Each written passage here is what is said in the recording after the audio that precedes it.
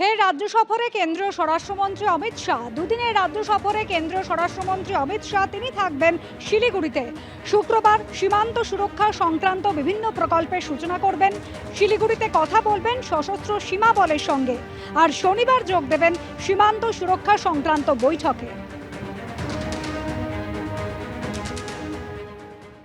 এই মুহূর্তে খবর পাচ্ছি যে তারাপীঠে যে ভয়াবহ অগ্নিকাণ্ডে মৃত্যু মিছিলের ঘটনা, সেই ঘটনায় দমকলের স্টেশন অফিসারকে সাসপেন্ড করা হয়েছে। বিস্তারিত জানবো, আবির দত্ত আমাদের প্রতিনিধি রয়েছেন সরাসরি।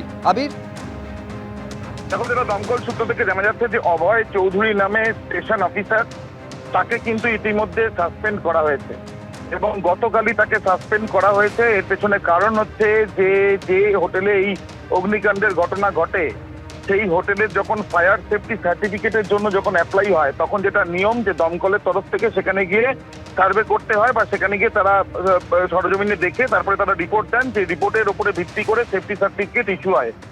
এই ক্ষেত্রে যে সেফটি সার্টিফিকেট ইস্যু হয়েছিল, সেই ক্ষেত্রে যিনি মূলত সেখানে গিয়ে ওই হোটেলে গিয়ে পর্যবেক্ষণ করেছিলেন, তিনি স্টেশন অফিসার অভয় চৌধুরী, বা যারা অফিসাররা যারা সেখানে গিয়ে পর্যবেক্ষণ করেছিলেন তারা যে রিপোর্ট দিয়েছেন এবং তারপর তার সইয়ের উপরে ভিত্তি করেই এই সেফটি সার্টিফিকেট ইস্যু হয়েছিল, সেই অভয় চৌধুরী তাকে ইতিমধ্যে সাসপেন্ড করা হয়েছে এই তারাপীঠ হোটেলের। এবং তার সাথে তোমায় জানিয়ে রাখি, আজকে যেটা দমকল সূত্রে জানা যাচ্ছে যে নিউ মার্কেটে যে অগ্নিকাণ্ডের ঘটনা, সেই ক্ষেত্রেও সেফটি সিকিউরিটির কিভাবে সেই সার্টিফিকেট পাওয়া গেল সেটাও তদন্ত করা হচ্ছে দমকলের তরফ থেকে, এমনটাই জানা যাচ্ছে।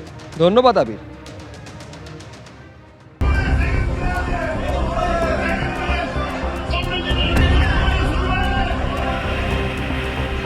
কতটা ভয়াবহ অবস্থা হয়েছিল সেখানে, যারা সেখানে উপস্থিত ছিলেন কোনো রকমে জানলা দিয়ে বেরোনোর চেষ্টা করছিলেন কয়েকজন, কেউ পিছন থেকে ঝাঁপ দিয়ে প্রাণে বাঁচার চেষ্টা করেছেন। এরকম বেশ কয়েকজন আহত হলেও কোনো রকমের প্রাণে তারা বেঁচেওছেন।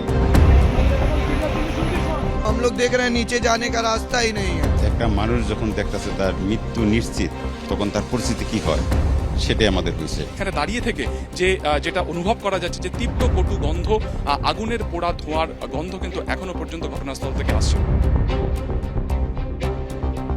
हम लोग चौथी फ्लोर से डायरेक्ट फर्स्ट फ्लोर पे नीचे कूदे हैं। ধোয়া আসতেছিল, জানালা যে গ্রিল, ওই গ্রিলটা হচ্ছে তারটা ছিঁড়ে গ্রিল খুলে হচ্ছে যে আমরা দুজন বের হয়ে পোর্শন ছিল দাঁড়ানোর মতো, ওইখানে দাঁড়িয়ে হচ্ছে আমরা গ্রিল ধরেছিলাম। দম নিতে পারছিলাম না, একদম শ্বাস নিতেও কষ্ট হচ্ছিল। দিনের পর দিন কিভাবে বেআইনি ভাবে এই সব হোটেলগুলো চলছিল সেই নিয়ে উঠছে বড় সড় প্রশ্ন। अभी जब हमारा हम लोग रोक रहे हैं कि भाई वेट करो, आ गया फायर ब्रिगेड आ गया। हम लोग कोशिश कर रहे हैं कि जितना से जितना हो सके उन लोगों को बचाने का।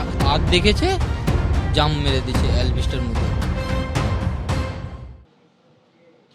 তারাপীঠের পর খাস কলকাতা, গত দুদিনে হোটেলে আগুন লেগে 18 জনের মৃত্যুর ঘটনা ঘটল। বিরজা গালিব স্ট্রিটে হোটেল শিখা ইন, যেখানে রাত্রিবেলা আগুন লাগে এবং তারপর সেই আগুনের ধোঁয়ায় দমবন্ধ হয়ে 9 জনের প্রাণ অকালে ঝরে গেল।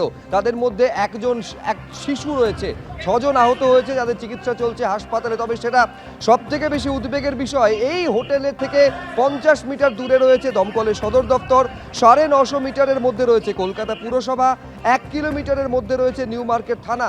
তারপরেও এই রকম একটা ঘটনা ঘটলো কিভাবে? নজরদারি ছিল কোথায়? পুলিশ, পুরসভা, দমকল কেউ কি তাহলে কিছুই জানতো না? এই ঘটনা নিঃসন্দেহে সেই প্রশ্নকে বড় করে সামনে এনে দাঁড় করিয়েছে। এবিপি আনন্দ, এগিয়ে থাকে, এগিয়ে রাখে।